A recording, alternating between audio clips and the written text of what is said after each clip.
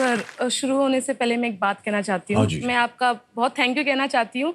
आपको पता होगा जो मेरी फैकल्टी ऑफ मैनेजमेंट स्टडी है वो एकदम आपके कॉलेज के सामने है, या ऐसे कह सकते हो कि मेरा कॉलेज आपके कॉलेज के सामने है। मेरा कॉलेज कौन सा है? Kirori Mal college sir. हाँ हाँ। उसके सामने फैकल्टी ऑफ मैनेजमेंट है और आज हम दोनों आमने सामने हैं, आप देख पा रहे हो।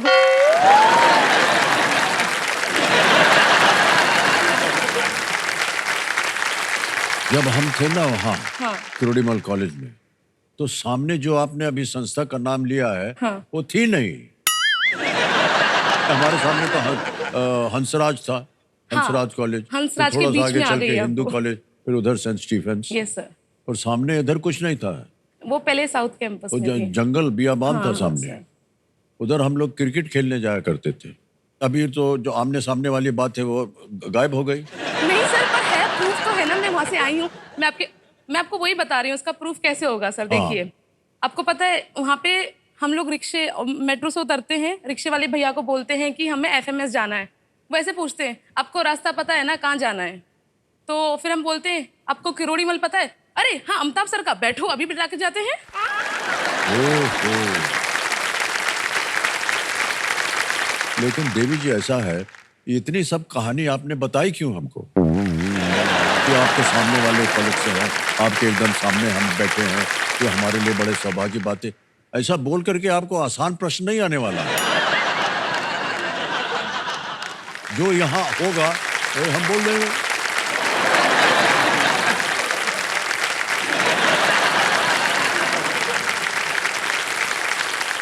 बचपन से आपके अंदर ये था चांदी जी कि आप एक कोई स्टार्टअप करना चाहेंगी, कोई जैसे एंटरप्रेन्योर कहते हैं ना जिनको, सर। शुरुआत करना किसी चीज को लेकर के। जैसे कि मेरे फादर उसमें है, असम राइफल में थे, आर्म फोर्सेस में। तो एक आर्मी बैकग्राउंड से आती हूँ और वो सोल्जर थे। तो फिर उनका जब लास्ट पोस्टिंग था तो उन्होंने सोचा कि अब लास्ट पोस्टिंग है, बच्चों को थोड़ा घुमा देता हूँ। तो फिर मैं क्लास 8 के बाद क्लास 9 में मैं सीधा नागालैंड पहुँच गई। Oh okay. तो नॉर्थ ईस्ट पहुँच गए। तो सर बहुत बड़ा कल्चरल शॉक हो गया मेरे लिए वहाँ पे जाके, क्योंकि यूपी का कल्चर थोड़ा बहुत अलग है और वहाँ का कल्चर बहुत अलग है। लैंग्वेज बैरियर आ गए वहाँ पे। ऐसे में क्लास 9 में भी फेल हुई। एक टर्म पेपर में मैं फेल हो गई थी और सब बच्चे पास और मैं ही लिख रही हूँ उस टर्म पेपर को। तो उसमें और सबसे वो फियर भी डेवलप हो गया कि वो पेपर ही साइंस का था, विज्ञान के पेपर में मैं जी फेल जी हुई। जी। तो इसलिए मैंने शायद विज्ञान आगे पढ़ा भी नहीं इसी वजह से। तो फिर मैंने मेरा जो वो रहती है ना कि इंटरेस्ट जगा मेरा उसमें, तो मेरा इंटरेस्ट जगा सोशल साइंसेज में। तो मैंने फिर वहाँ से पॉलिटिकल साइंस पिक करना शुरू किया। मेरे टीचर्स भी काफ़ी हेल्पफुल रहे थे मेरे उस जर्नी में। मेरे सिबलिंग्स हैं और बाकी लोग भी, मेरे फ्रेंड्स भी। मैंने बोला ना, मुझे लोग बहुत अच्छे मिले सर, उन्होंने मेरी हमेशा मदद की। तो फिर मैंने बहुत मेहनत की और मैं क्लास 10 में 10 सीजीपीए लाई। सोचिए, फेल होने से लेके क्लास 10 में 10 सीजीपीए लाना, वो मेरे लिए बहुत बड़ी गर्व की बात थी। Well done. तो मेरा इंटरेस्ट पॉलिटिकल साइंस में था, तो मैंने आर्ट्स लिया। उसके बाद कला का क्षेत्र पकड़ा उसमें। फिर मेरे सर ने मुझे बोला कि आप क्लैट का एक एग्ज़ाम होता है वो दे सकते हैं।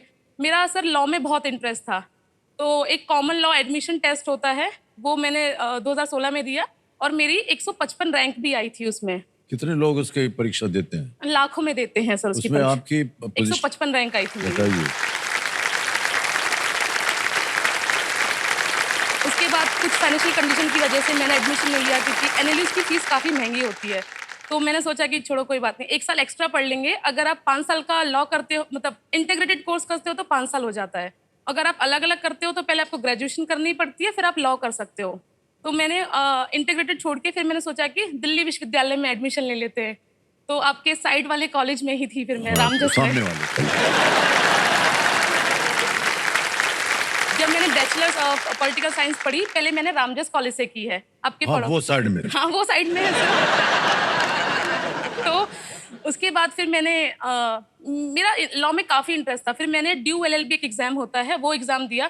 उसमें भी मेरी 69 रैंक आई थी। वो 20,000 बच्चे ही देते हैं पर। तो फिर मैंने फैकल्टी ऑफ लॉ से लॉ किया।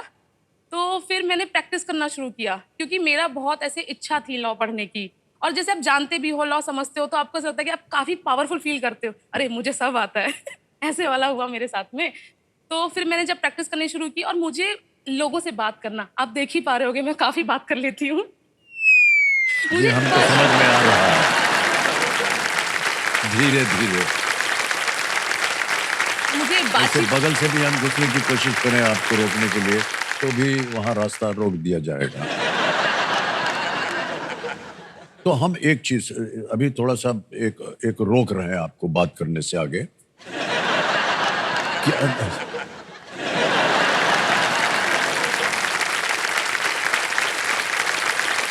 पिछले आधे घंटे से आप बात ही कर रही हैं और क्या क्या आपने बता दिया है। एक तो आपने स्टार्टअप बताया, राइट सर। सारथी के बारे में पूरा डिटेल, क्लीनिंग से लेकर के सफाई से लेकर के Yes, sir. सब कुछ। उसके बाद आपने कहा कि कैसे गांव में आप पढ़ाई 8वीं कक्षा तक हुई, फिर चली गई आप नॉर्थ ईस्ट में, राइट वहां पर जाकर के कल्चर शॉक मिला आपको, फिर आपने वहां पर पढ़ाई बदली, पॉलिटिकल साइंस में किया, फिर उसके बाद कानून लॉ किया, अभी मैनेजमेंट कर रही हैं। और कुछ बचा है क्या देवी जी आपके जीवन में? क्या कीजिएगा इतना सब ज्ञान प्राप्त करके? सर, ज्ञान की कोई सीमा नहीं होती है, जितना मिले उतना कम है ना। अब समझ में आ गया है हमको। बहुत बहुत धन्यवाद आपका।